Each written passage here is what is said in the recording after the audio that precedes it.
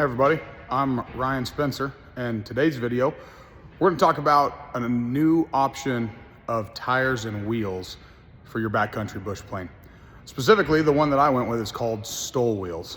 Now I have a 2011 Bearhawk 4A airplane. This is a four-place Bearhawk experimental bushcraft, or bush plane. And as you can see, it's currently on a set of 31-inch Alaska bush wheels.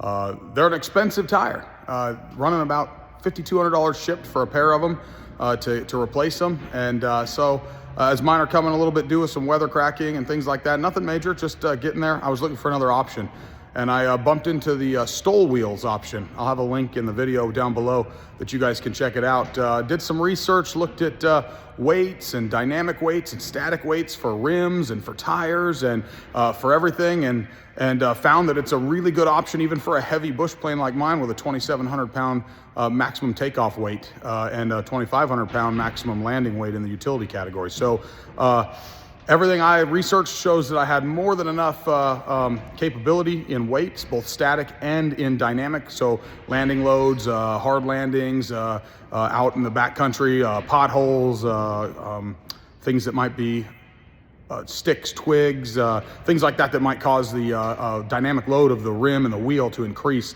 I found sufficient. If you want to know more about that, you can certainly put a comment down below and I can get back with you about all that research, as it's a whole nother bit. So I'm going to kind of walk you guys through the install. I've already done one side, and so we're going to walk you through the install, how it goes, and overall take on it, and let you guys decide what you think. So hang tight, we're going to get going here. All right, let's discuss a little bit about what comes with this STOLwheelz package if you go ahead and decide to order it. Now, I've already installed one of these on the airplane. That way I had an idea what I needed to do to be able to produce this video for you. So here you're only going to see half of what came with the hub kit. All right, this is a piece of it. So this is the machined billet aluminum hub, one piece of aircraft aluminum, no welding, CNC'd, machined right up as a continuous piece. There's your 4x110 millimeter lug assembly, standard for any Can-Am, Defender series, a lot of the UTVs on the market, which is what makes all the different wheel options so available. And then all the little holes on the backside here are the universal holes that have been pre-drilled, and they've been actually tapped to 5/16 by 18 thread so that you can adapt any type of brake rotor over to it. Like I said, on my airplane, we're running an Alaska Bush Wheels ABI brake system, and so the brake rotor bolts right on here with its 3 bolts is what it has from the factory wheels, and it goes right on here. I'll show you guys that a little bit later in the video. You get 8 of their lug studs. These are centric style tapered lug studs designed to both center the rim and thread into the machined portion here of the hub for the 110 4x110 setting. So they thread right in. And talking to the guys up at STOLwheelz, this is a 85 foot-pounds of torque, which is pretty standard for what you'd find for 12 millimeter or larger lug nuts on a UTV. So 85 foot-pounds of torque is what we'll end up torquing it to. This tube here, it's a common piece inside. So to talk a little bit more about the hub, he's done sealed bearings on both sides, and these are no longer tapered bearings. All right, so you got a bearing on the back side sealed with a seal, a bearing on the front side sealed with a seal. This hub assembly, unlike what's on your airplane now, the whole hub assembly pinches down here front to back on the bearing.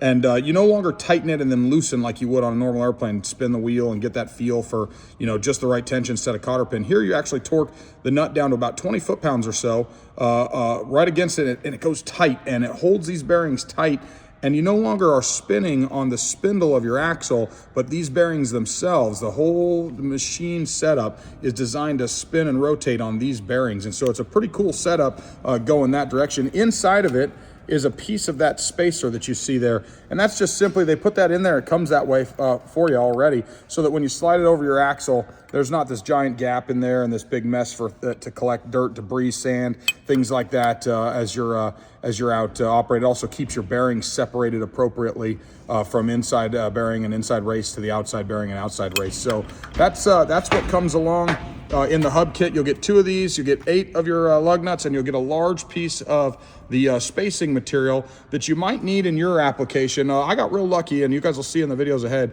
I don't need these in my application. The way that my brakes were set up, I was able to turn the brake mounting flange 180 degrees, mount it, and I ended up with the perfect length it doesn't require. But if you need it, they send this so that you can set your spacing to set your caliper just right on where your rotor lies now in the new setup, and then tighten it all down, cut your, cut your spacer at whatever length you might need. Maybe it's a 1/2 inch, maybe it's 1 inch, maybe it's a little bit more. Set your spacer to what you need so that you can put it all together. So that's really nice of them to send that same material as what's inside so that you have it and you're able to use it as needed for your particular application. All right, let's talk about the wheels and tires that I chose. So when you purchase from STOLwheelz, they do send you the tires as well. They drop ship them actually from Sandcraft. They have a deal with them. I'm not sure how all that goes, but they come from separately than the hub kit does, and they come from Sandcraft. These are Sandcraft Destroyer tires. This is what you're gonna find out in the world of sand dune racing, sand dune running, all that. These guys paddled tires. This is a full buff version, so tires been completely buffed. You can get them with a center tread. STOLwheelz will sell them to you that way.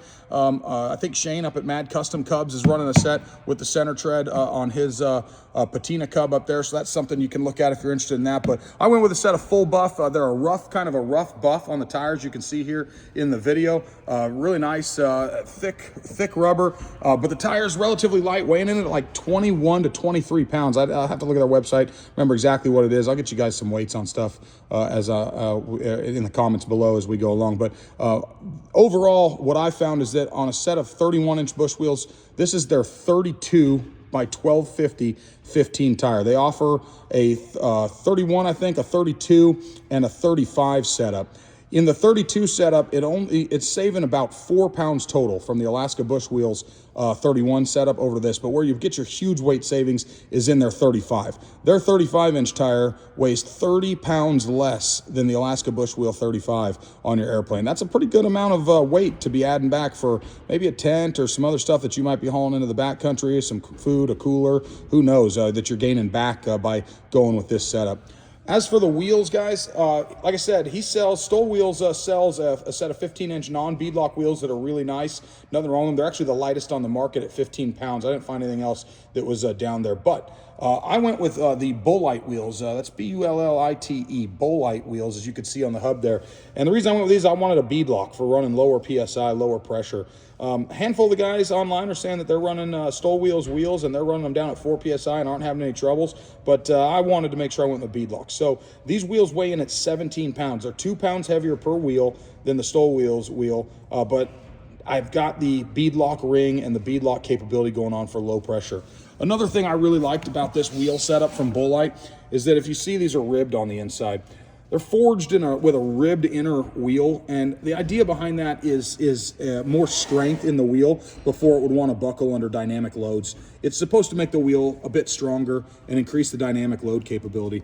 Since my airplane is a 2,700 max takeoff, 2,500 landing, it's a little more than typical 22 or 22,000 to 2,400 you might find on a Super Cub or one of these experimental Super Cubs that are out there, type airplanes that are going on. So I thought I'd go with a little bit beefier rim, in my opinion, for my setup. Also, I just like the look of it. I think it's a pretty sharp looking setup. So anyways, this is the 32-inch Sandcraft Destroyer wheel on 15-inch Bullite rims. Any 15-inch wheel with 4+3 offset and 4 by 110 millimeter lug nut spacing will work. So you can choose anything out there. The options are unlimited. So anyways, that's a little bit about the wheel and the tire setup that I'm running that came with my kit. So from STOLwheelz, I got the hubs, the lug nuts, the spacers, and the tires, and then I went out and bought the rims separately for my setup. Also, I stuck with my original 6-inch brakes. As we've talked before, they're ABI brakes. They're pretty good quality. I like the way they feel on the airplane, so I didn't think I need to step up. But STOLwheelz also sells a complete system that takes you to 9-inch brakes that is going to be all the braking power in the world that you might need. So anyways, lots of awesome options. Just want to talk to you about what I got. Let's get back to the install. All right, as I said in the last video, 2011 Bearhawk 4 Alpha, 4A, meaning it's the early wing. They got 4Bs with a newer wing. There's Bearhawk 5s, Patrols, Companions, all those out there. This is the 4-seat version. And right now, currently on a set of 31-inch Alaska Bush wheels, 6-inch Cleveland wheels, and we have the ABI brake system by Alaska Bush Wheels on here. One of the cool things about the STOLwheelz setup is that it's set up to be able to adapt to any type of brake that you might have. And that is what is really unique. They also sell a 9-inch brake system. I might go to it in the future, but I really liked that you can a la carte their system and get something where you use your own brake assembly. And here's a little teaser of the first one I installed on the left side. This is what it looks like. All right, so this is the STOLwheelz billet aluminum machined hub assembly, converting it over to a 4x110mm UTV lug nut. You can use any 15-inch rim. STOLwheelz sells a 15 that weighs 15 pounds, non-bead lock. It's a really nice setup. Here I went with Bullite wheels. I'll talk more about those as we go along. They're a forged rib aluminum wheel with an aluminum beadlock ring, giving me beadlock, weighing in at 17 pounds each on the rims. So that's only a couple pounds more to be able to have the beadlock option, and I went with that. And as you can see, once you set it up on the airplane, your factory brakes, factory discs, everything go right on to the assembly, and you're rocking and rolling in a simple, easy conversion. I did gain about 1.5 inches of width per side and about 3 inches total on the gear setup, and it didn't require any extra parts or components at all. So stay tuned. We'll keep you guys going on the install here on the video as I do the other side and show you guys just how simple this kit is and how functional it is once you have it installed. First things first, we got to jack up the airplane, get it in the air, get the tire up in the air so we can remove the current bush wheel and start getting ready to install our STOLwheelz and UTV wheel and tire assembly onto our hub. So a million different ways to jack airplanes, especially these tail wheels. There's a handful. If you've got your own jacking system, great. Overhead engine hoist. If you take top cowls off, go to the engines the way a lot of guys do. Otherwise, my friend Jeremy, shout out to Aero Bear Aviation, had this jack assembly that actually works really well on my Bearhawk, and it looks like Bogert Aviation sells this unit here. Gets right underneath the axle bolt there and lifts it up really nice and cleanly. So we're gonna go ahead and get it jacked up. We're gonna get started. All right, we got her jacked up. Now time to get started with the removal of the 31-inch Alaska bush wheel. First thing we gotta take off is we need to remove our brake caliper from the brake rotor, because the rotor is assembled as a part of the wheel. And so we've got to take the caliper or the inner brake linings off so that the brake rotor and tire, when we take off the hub nut, will slide off of the spindle axle without any issue. So to do that, we're going to take a, looks like I think it's 7/16 on these ABI brakes. We're going to remove 1, 2, 3, 4 bolts. When we do so, the inner shoes will come out. We'll thread those out with our fingers, and then we'll be over to the other side of the wheel. All right, got the brake taken apart on the inside, took off the inner pads, and got the bolts removed on my brake caliper. So now we're off. We're going to pop these 3 screws and get down under the wheel cover. All right, the wheel cover's off. So the next thing we need to do is we're going to remove this cotter pin that's holding or locking on our hub nut, and then we'll remove the hub nut, and that'll allow our entire wheel and tire to come off of the airplane's spindle and be completely removed from the aircraft. So we're up on the jack, we're off. We'll pop this cotter pin here, pull them out, and then this nut right here will spin right on off, and the whole assembly will be off, and we'll be showing you a spindle here in just a minute. All right, we've got our tire and wheel assembly off now. You can see we have the spindle, caliper mounting flange, the inner brake pads are still there. And then on the wheel, this is the inside here. We've got the disc assembly, and then the 2-piece split Cleveland wheel is on there right now. So our next step, we need this assembly right here to come off to go onto our new hub for our brake system to work. Also, what I found on my airplane is that this flange, the way it sits, I would need a reverse spacer. I would actually have to physically get back into this zone here have to trim this down to make it work there. And that's why I've got a little bit wider stance with the new tires, is because by flipping this guy, the brake caliper mounting flange 180 degrees, it brings it out towards the outside instead of towards the inside. Moves my entire brake caliper assembly out about 1.5 inches or so, and actually sets me up to where that spacer we were talking about earlier gets cut down and fit into here for whatever differential you need once you set up your brake calipers or your brake rotors for your existing system, how they'd ride in the caliper. You'd take that measurement, you'd cut that spacer, slide it on, and then put on your hub assembly, torque the nut down, and away you go. But here, with this setup and on mine, and as I did on the other side already so that I knew what I was doing and could show you guys, all I have to do, and maybe all you have to do, who knows, is flip your brake caliper mounting flange 180 degrees to turn it from an inset to an offset, and then I need absolutely 0 spacers. Everything butts up real tight, real clean, real beautiful. You're gonna see, I like it. So, next piece here, we're gonna air down our tire because this is a split rim. Take these 3 bolts off that are on the inside. You'll need a thin wall ratchet or just by hand with a couple of open-end wrenches, and we'll separate that. This will remove our brake rotor off of the wheel right here, separate it from the wheel, and get us ready to install that onto our new hub assembly. So stay tuned. All right, guys, we got our brake rotor off of our Alaska bush wheel, as you see over there. It's time to make an adjustment or make the change on over to the STOLwheelz setup in the Sandcraft tires. So we are going to bolt this brake rotor right here onto our hub assembly from STOLwheelz. And as you see, there's a series of holes. You can line up any 3 that you need. You'll find that they line up pretty nicely, just like that. Line us right up. Again, these holes are threaded to 5/16 by 18. Not standard AN hardware that you'd see in aviation. And so we're using grade 8 bolts, and they are threaded. So you can run them in according to the STOLwheelz gentleman up there. You can thread them right in. He uses a lock washer, single length. We're gonna go a little bit longer. I'm using 1 inch, grade 8 bolts, 5/16 size, 18-inch thread pitch to match the tapped threads that are in the assembly here. That'll leave me with just enough out of the back, and I'm putting a grade 8 lock nut on the back, nylon lock nut or nylock on the back with a couple threads just to hang out of the back to make sure that we meet the standard. That acts as a jam nut to ensure that our brake rotor doesn't ever come separated from our hub. Again, STOLwheelz just recommends a lock washer and a standard length bolt. Run it right in there and you're good to go. But for me, we're gonna put a little bit longer bolt and put a jam lock nut on the back. And so I'll show you what that looks like in just a moment. And there you have it.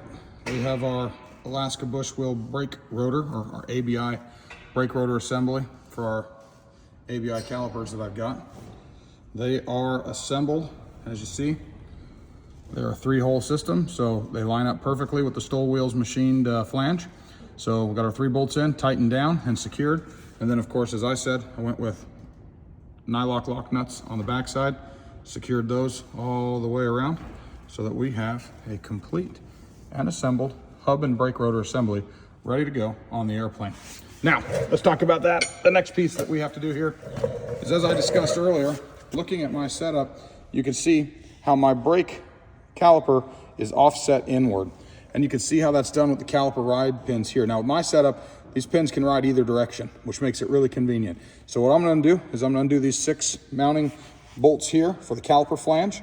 I'm gonna flip this 180 degrees so that it takes that offset. Instead of putting it inside, it puts it outside. And by putting it outside, it sets everything up perfectly on my particular setup where I don't need to cut a spacer or have a spacer at all. It's just my hub goes right on, leaves me plenty of threads for the nut to tighten down, lines me up perfectly with my caliper, and I'm good to go. So with my system, this works awesome. Yours might work the same. You may need to cut a spacer, make an adjustment here, but this is individual to each airplane and something you're gonna have to figure out on yours. But here on my Bearhawk, super easy for this setup. And yeah, I know, my hands are dirty. Welcome to working on your airplane on a greasy spindle and a dirty brake dust brake system. So you'll probably have the same dirty hands as you go through. Stand by, we'll get this going and give you some more pictures and video. Okay, we got our flange bolts disconnected. So now our caliper flange will come off of the hub assembly. And for my setup, it'll just rotate 180 degrees and go right back on. Staying in the same orientation, same location. You can now see it moves the flange out towards the wheel and gives me the separation I need. So we're gonna reinstall our flange now with the 6 bolts around in the opposite position. All right, there you go. We've got the flange flipped and rotated, bolts tightened back down, everything's set. As you can see, that moved our offset from the inside over here, now outside over to here. Lets us bring our caliper over quite a bit. And with that caliper brought over, we get a lot more. It's hard to do with one hand. I apologize while I'm taking the video, but we get a lot more throw on over here to match where our brake rotor is going to be. So here in a moment, I'll grease this up with just a little bit of light coated grease, just for rust and all that, since it's no longer being used as a tapered bearing riding spindle with this setup being sealed bearings. I'll put a little grease on just for over time to prevent any moisture rusting or things like that. But to give you an idea what this is going to look like, we'll now take our assembly, we'll line up our inner spacer. Kind of easy to put a couple fingers in here. Lines up right on the spindle, comes on in, and now you can see here, this is what our new setup is going to look like. It's mounted, it's on. We'll put on the spindle nut there and lined up, put about 20 pounds of torque or so is what the guys at STOLwheelz suggested. Throw in our cotter pin. Again, we don't back it off like a normal airplane. You actually torque this one, or normal airplane spindle, to check how free the wheel is. You tighten it down so that it actually puts pressure on the both inner and outer bearings, and then the entire system spins on the bearing and race here instead of spinning on the inside of the bearing race against the spindle. So a little bit different than a traditional airplane in that fact. And again, we just torque down that nut, we don't back it off. And so about 20 pounds or so, but now you can see how my caliper fits right here. I didn't need that inner spacer that we talked about at all. My setup comes right on in tight. The bearing's touching the inner flange wall there where we're gonna torque down to, and everything's set. We have the right clearances for the rotor and the caliper, plenty of ride length on the pistons there. Measured that out and checked all out. So at this point, we're gonna install this new hub assembly and brake rotor. We will put on the flange nut and cotter pin, come back, put our outer brake pads on, put those 4 bolts back in, tighten it down, and we're gonna be ready at that point to mount our wheel and tire and be rocking and rolling, completed on this side. I'll get back with you in just a few minutes. Okay, we're all installed. Got our brake caliper back, tightened down. Brake shoes are on, everything's good.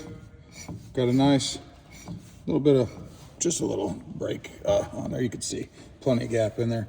But the new bearings, they're a little bit tight, not too bad at all. They'll spin in and set up. We're definitely getting that no spin here, but at the bearing, but inside, or on the outside of the bearing on the spindle, but inside we want. And we are ready to put the tire on and take a look how that is going to go. 4 by 110 millimeter, as we discussed, right onto the wheel, and we'll stick the lug nuts in. Give you guys another view of it in just a moment. And that's it, fully installed on the plane. We got the 15-inch Bullites, 32-inch Sandcraft Destroyer tires, and the STOLwheelz Hub assembly. Total install takes about an hour side, 2 hours if you know what you're doing, do the whole thing. 3 or 4, maybe 5 if you don't need to get some hardware, anything like that. But it should be about a half a day's job or less if you know what you're doing. Competent, should be even quicker than that. But here's your entire setup, how it's gonna run, how it tracks. We got the STOLwheelz Hub setup, 15-inch wheels, 32-inch Sandcraft Destroyers. You can do 35s, 31s, 32s. They sell all the options. And that's it, guys. That's what it takes to install them. Next up, do some taxi testing, some flight testing, a few things like that. Make any adjustments that we might need. Make a logbook entry for what we've done on the experimental airplane here. And we will take it from there, get these things out, get them tested. I started with them just blown up to get the bead set. Took about 16, 17 PSI to set the rear bead once we had the bead lock on the front. And got that all done. I've backed them down to about 15 right now. I'll probably fly it at the 15. I was running my bush wheels with this heavier airplane at about 11 or 12. So I'll probably fly them at 15, and then we'll back them down from there, figure out where we like them. Beadlocks, talking to everybody, more than comfortable, go down to 4 PSI if you want to. So get them nice and low. But for now, we're gonna run them, we're gonna fly them, we're gonna see how they do. And like I said, we got about a 3-inch, inch and a half per side, 3-inch width change on the airplane. So a little more ground stable, probably on the ground for our tailwheel aircraft. So anyways, hope you enjoyed the install, and we'll chat more or see you on the next one. Thanks. All right, that wraps up my install on the STOLwheelz UTV wheel and tire setup. Let's talk about a few reasons why I went with this setup. It's mostly comes down to cost associated. You know, in these experimental airplanes, there's a lot more options for us out there to do things that might have cost savings or benefits to the operation that we might be flying in that they don't have in the certified world. So this one for me comes down to the cost of tires and the ability to operate off of paved airports without worrying about it. You know, if you're out there flying in the hardcore terrain, running over 6-inch logs or bigger and large 6, 7, 8-inch stones, I don't know, I haven't got Tesla set up yet, but having those bigger Alaska bush wheels with more sidewall, softer rubber, it might be the way to go. But for the 90 or 95% of us who do backcountry flying on sandbars, gravel bars, fields, grass strips, maybe you're going to check cattle or something like that, that we do with our airplane, those are the types of things that these tires versus the Alaska bush wheels are going to do at probably what I'm estimating to be the exact same capability, but at a fraction of the cost. Replacement tires are running $900 for both of them for this setup, where it's $5,200 for a set of 31-inch Alaska bush wheels by the time you get them shipped down here to Texas. That's a pretty big cost difference between them. We're talking about running a little over 5 to 1 on those tires. So that's a big difference, you know, but that's only one aspect of it. There's a couple other aspects in the cost as well. The entire kit ran me about $3,500 by the time I put it on. Like I said, a comparable set of just Alaska bush wheels is $5,200 by the time they get shipped here. That's tires only. So for the whole kit at $3,500, that's a great price. You also have to look at the opportunity to have more than one sets of tires. So the rims and tire combination runs about $1,400. So you can have a complete second set of smaller tires and larger tires for a fraction of the price. And now that you're converted to an ATV hub, a quick jack, 4 lug nuts, and you're on, it's a 5-minute tire change. So you could go from running a smaller 29, 31, I think 31 might be what they offer for now, but 31s maybe when you're buzzing around. And when you're gonna go off airport hardcore into some worse stuff, you could have a set of 35s sitting there and available for you, again, at a fraction of the price. Now, for those of you who might be building or currently in the process of ordering or building your kit for your experimental airplane, there's a big savings there too. All in with their 9-inch brakes and the wheels and the tires, no matter what size you pick, you're looking at a total of about $5,500, maybe up to $6,000 for everything: brakes, tires, wheels, hub, kits, the whole nine. When you just look at the cost of going with a set of Alaska bush wheels and a set of 6-inch wheels, whether they're Cleveland or ABIs or anybody like that, and their brake assemblies, you're looking at between $9,000 and $10,000 for that same setup. So right there, if you're building, you're saving $4,500 just on your wheel and tire combination to start with this setup versus retrofitting it at a later time. You know, so when I look at it, I see the cost of tire replacement. So if I'm tearing them up on that pavement or I want to land on that paved strip, I'd rather do that than use the grass next to it, which is what I've been doing for a long time to save on my bush wheels. But sometimes you find some drainage ditches and some holes you didn't expect over there. So to not even worry about it because the cost of your replacement tires has gone down by a 5-fold is going to be very nice. Also, the idea of being able to have a bigger set of 35s on a set of rims ready to swap onto the airplane in about 5 minutes is pretty awesome. So overall, those are kind of the reasons that I chose the kit. But if I was building a new airplane, I would certainly be looking at the option of buying this to start and putting it on my airplane right from the get-go, saving that upfront cost and having that also that same ability to have a set of smaller tires and larger tires to be able to swap for when my mission dictates it. Overall, the install was, about a half a day for me. wasn't all that big of a deal, was pretty simple. I got real lucky, didn't need anything for spacers. Little grade 8 hardware I had to grab to bolt the brake caliper to the hub itself, but everything else was pretty smooth, pretty easy process. Mounting the tires on the bead locks, also pretty simple process, all done by hand. You don't need a fancy tire machine, you don't need anything like that. The outer bead pops right on, the inner bead, you line it up, set it into the gap, into the ring that's on the rim, and then you install the bead lock and work through a pattern of a star pattern to torque them down and get it all set up. So at the end of the day, overall, a pretty easy install, pretty simple to do. I really am starting to like the look of it. I wasn't sure about that from the get-go, but I think the more I look at it, the more I like the new style. It's obviously very different than the traditional aviation wheel and tire combination. And so overall, I think it's got a sportier, more modern look. It's grown on me pretty quickly and those that I've showed it to.